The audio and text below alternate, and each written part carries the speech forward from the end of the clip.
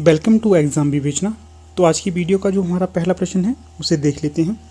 हिंदी के उद्भव का सही अनुक्रम क्या है? तो यहाँ पर बताना है कि जो हिंदी भाषा का उद्भव हुआ था उसका सही अनुक्रम क्या होगा। तो यहाँ पर जो सही विकल्प रहेगा तो वो हो जाएगा विकल्प ए, अर्थात सबसे पहले पाली, उसके पश्चात प्राकृत, उसके पश्चात अपभ्रंश और सबसे अंत में हिंदी। अगला क्वेश्चन है 2। इसमें पूछा गया है भारतीय आर्य भाषाओं के विकास के कितने चरण हैं? तो जो भारतीय आर्य भाषा है इसके विकास के चरण होंगे 3। कौन कौन से होंगे? तो सबसे पहले आएगा प्राचीन भारतीय आर्य भाषाएं, उसके पश्चात मध्य भारतीय आर्य भाषाएं और जो तीसरा होगा तो ये हो जाएगा आधुनिक भारतीय आर्य भाषाएं। अगला क्वेश्चन है निम्नलिखित में से किस आचार्य ने प्राकृत को मीठी और संस्कृत को कठोर भाषा कहा है? तो ये प्रश्न इंपॉर्टेंट है। तो जो प्राकृत को मीठी और संस्कृत को कठोर भाषा कहा गया है तो ये हो जाएंगे विकल्प सी राजशेखर। अगला क्वेश्चन है 4। इसमें पूछा गया है प्रकृतः संस्कृतम तत्र भवम तत् आगतम व प्राकृतः। निम्नलिखित में से ये कथन किसका है? तो यहाँ पर ये कथन हो जाएगा विकल्प डी हेमचंद्र जी का। अगला क्वेश्चन है गौड़ बहो किसकी रचना है? तो जो रचना है गौड़ बहो तो ये रचना हो जाएगी आपकी विकल्प ए बागपति राज की। अगला क्वेश्चन देख लेते हैं। तो ये है 6। इसमें पूछा गया है प्राकृत प्रकाश किसकी रचना है? तो जो प्राकृत प्रकाश रचना है ये हो जाएगी आपकी बरूची की। 6 का सही विकल्प बी हो जाएगा। अगला क्वेश्चन है 7। इसमें पूछा गया है प्राकृत की किस अवस्था को अपभ्रंश या अभट कहा जाता है? तो यहाँ पर जो सही विकल्प हो जाएगा 7 का तो ये हो जाएगा 3 तृतीय। तो जो प्राकृत की तृतीय अवस्था है उसे अपभ्रंश या अभट कहा जाता है। अगला क्वेश्चन है 8। अपभ्रंश शब्द का सबसे पहले उल्लेख किसने किया था? तो जो अपभ्रंश शब्द का सबसे पहले उल्लेख किया गया था तो ये किया गया था विकल्प डी पतंजलि के द्वारा। 8 का सही विकल्प डी हो जाएगा। अगला क्वेश्चन है 9। मध्य भारतीय आर्य भाषा का अंतिम रूप क्या है? तो यहाँ पर जो 9 का सही विकल्प हो जाएगा तो ये हो जाएगा विकल्प ए अपभ्रंश। अगला क्वेश्चन देख लेते हैं। तो यह है 10। इसमें पूछा गया है बिहारी और पतंजलि ने अपभ्रंश शब्द का प्रयोग किस अर्थ में किया है?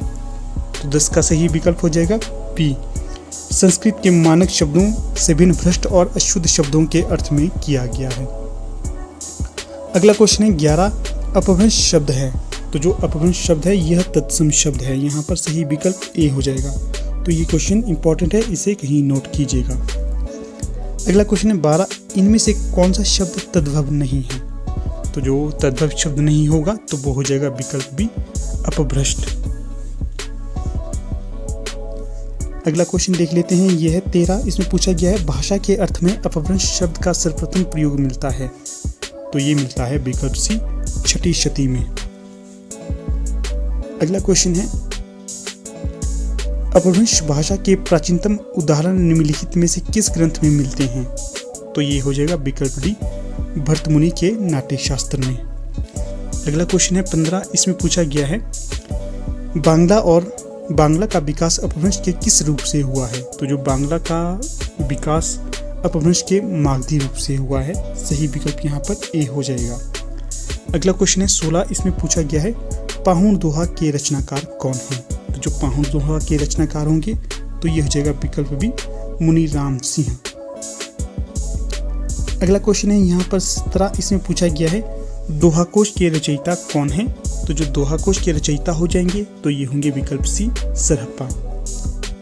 अगला क्वेश्चन है 18।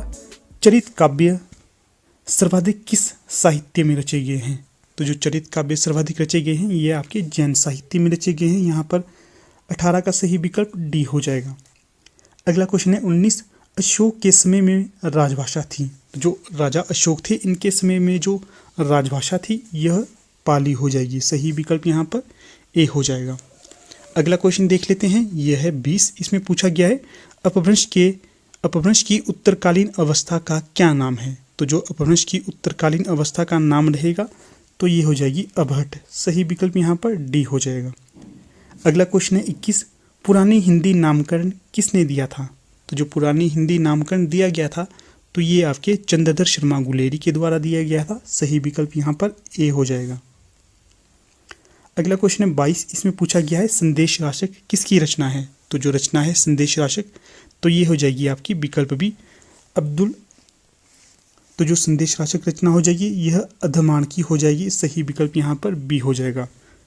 अगला क्वेश्चन है 23। इसमें पूछा गया है अपभ्रंश के भाषिक और व्याकरणिक रूप का स्पष्ट और सुव्यवस्थित विवेचन किसके द्वारा किया गया था? तो ये किया गया था विकल्प सी, हेमचंद्र के द्वारा। अगला क्वेश्चन है आपका 24। इसमें पूछा गया है अपभ्रंश में कुल कितने स्वर थे? तो जो अपभ्रंश भाषा थी इसमें कुल स्वरों की संख्या हो जाएगी 10।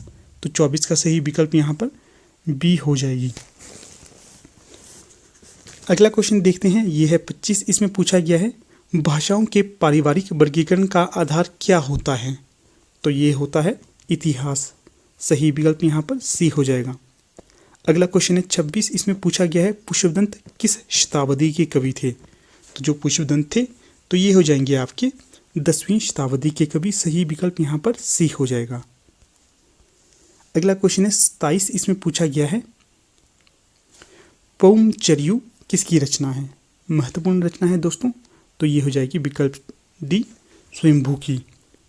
अगला क्वेश्चन है 28। इसमें पूछा गया है पहाड़ी हिंदी उपभाषा का विकास अपभ्रंश के किस रूप से हुआ था? तो ये हुआ था खस से। सही विकल्प यहाँ पर 28 का ए हो जाएगा। अगला क्वेश्चन है 29। इसमें पूछा गया है प्राकृत सर्वस्व में अपभ्रंश के कितने भेदों का उल्लेख मिलता है? तो जो रचना है प्राकृत सर्वस्व, इसमें अपभ्रंश के 3 भेदों का उल्लेख मिलता है। सही विकल्प यहाँ पर बी हो जाएगा। और कौन कौन से हैं? नागर, उपनागर और ब्राचड। तो कई बार ये प्रश्न भी बन सकता है कि जो प्राकृत सर्वस्व है किसकी रचना है? तो ये हो जाएगी आपकी मार्कंडेय की रचना। अगला क्वेश्चन है 30। इसमें पूछा गया है अपभ्रंश शब्द का विकास निम्नलिखित में से किस रूप में हुआ है? तो ये हो जाएगा विकल्प सी, अवहंस। अगला क्वेश्चन है 31। इसमें पूछा गया है अपभ्रंश शब्द का विकास निम्नलिखित में से किस रूप में हुआ है? तो 31 का सही विकल्प यहाँ पर डी हो जाएगा, अवहट। अगला क्वेश्चन है 32। स्वयंभू ने अपनी रामायण में अपभ्रंश के लिए किस शब्द का उल्लेख किया है? तो ये किया था अवहत। 32 का सही विकल्प यहाँ पर अगला क्वेश्चन है 33। इसमें पूछा गया है महाकवि कालिदास के किस ग्रंथ में अपभ्रंश के कुछ छंद मिलते हैं? तो यहाँ पर सही विकल्प हो जाएगा बी। अगला क्वेश्चन है सूची ए को सूची 2 के साथ सुमेलित करना है। तो यह सूची ए है, यहाँ पर रचनाएं दी गई है और सूची 2 में रचनाकार दिए गए हैं। तो चलिए इनका मिलान करते हैं। तो जो पहली रचना है करकंड चरियु, तो इसके जो रचनाकार होंगे विकल्प डी, रहीदू। उसके पश्चात जो आदि पुराण है इसके रचनाकार हो जाएंगे पुष्पदंत। फिर है जम्बू स्वामी रासा, इसके रचनाकार हो जाएंगे धर्मसूरी। फिर है भविष्यत कहा, तो इसके रचनाकार हो जाएंगे विकल्प ए, धनपाल। तो इस प्रकार जो यहाँ पर सही कूट होता है तो ये हो जाएगा विकल्प सी, ए का 4, बी का 3, सी का 2 और डी का 1। अगला क्वेश्चन है 35। इसमें पूछा गया है भाषा विशेष के अर्थ में सबसे पहले अपभ्रंश शब्द का प्रयोग निम्नलिखित में से किसने किया है? तो यहाँ पर जो सही विकल्प हो जाएगा तो ये हो जाएगा विकल्प बी, चंड के द्वारा। 36 का सही विकल्प बी हो जाएगा। अगला क्वेश्चन देख लेते हैं, ये है 37। अपभ्रंश का सबसे बड़ा व्याकरण निम्नलिखित में से कौन सा है? तो ये है विकल्प सी, हेमचंद्र। तो ये अपभ्रंश के सबसे बड़े व्याकरण आचार्य माने जाते हैं। अगला क्वेश्चन है 38। विष्णु धर्मोत्तर पुराण में अपभ्रंश भाषा के किस शब्द का प्रयोग हुआ है? तो ये हो जाएगा विकल्प डी, अपभ्रष्ट। 38 का सही विकल्प डी हो जाएगा। अगला क्वेश्चन है 39। इसमें पूछा गया है निम्नलिखित में से किस विद्वान ने अपभ्रंश को देशभाषा माना है? तो जो 39 का सही विकल्प हो जाएगा यहाँ पर, तो वो हो जाएंगे विकल्प ए, ग्रियर्सन। ग्रियर्सन के द्वारा अपभ्रंश को देशभाषा माना गया था। अगला क्वेश्चन है 40। निम्नलिखित में से किस विद्वान ने अपभ्रंश को देशभाषा नहीं माना है? तो यहाँ पर जो 40 का सही विकल्प हो जाएगा तो वो हो जाएगा विकल्प बी, याकूबी के द्वारा। जो याकूबी थे इन्होंने अपभ्रंश को देशभाषा नहीं माना है और ग्रियर्सन ने माना है। इसे भी याद रखिएगा, यह भी महत्वपूर्ण प्रश्न है।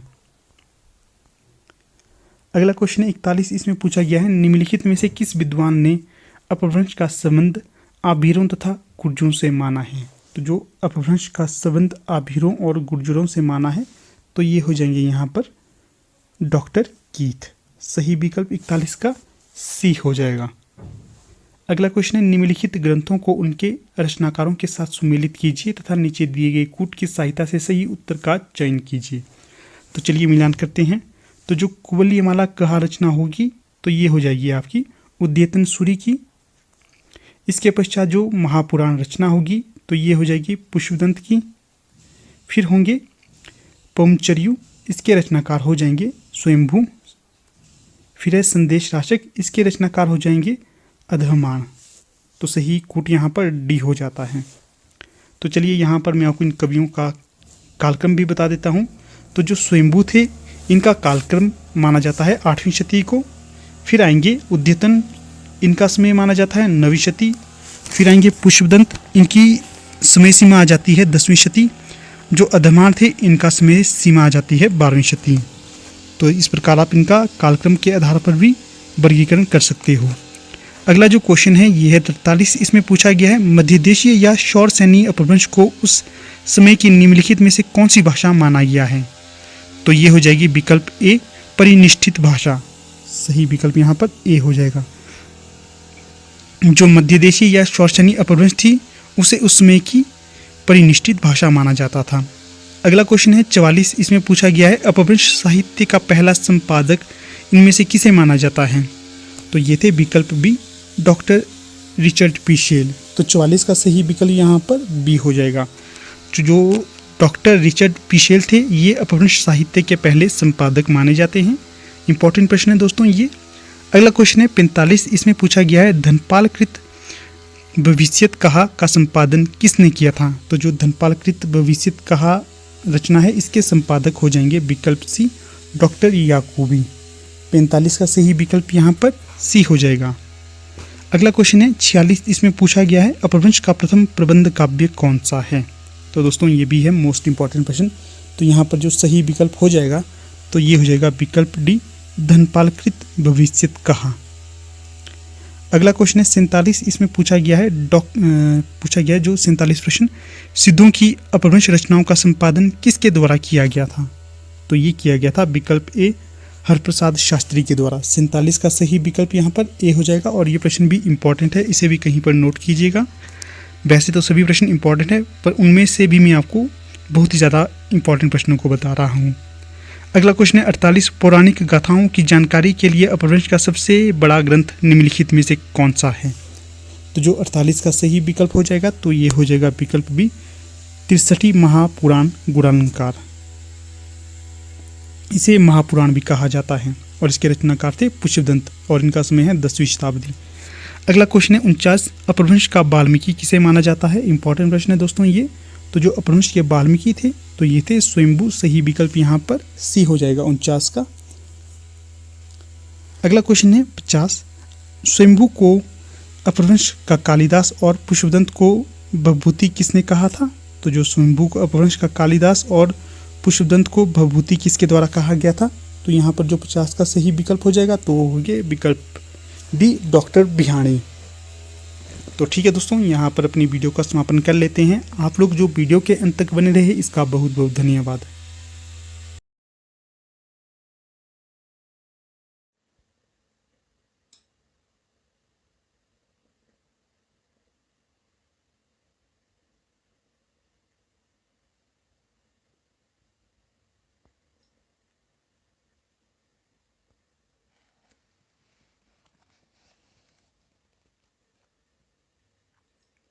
तो देखिए दोस्तों, इस प्रकार के LT TET, LT commission, PGT Hindi, TGT Hindi के लिए हमारे नोट्स अवेलेबल हैं।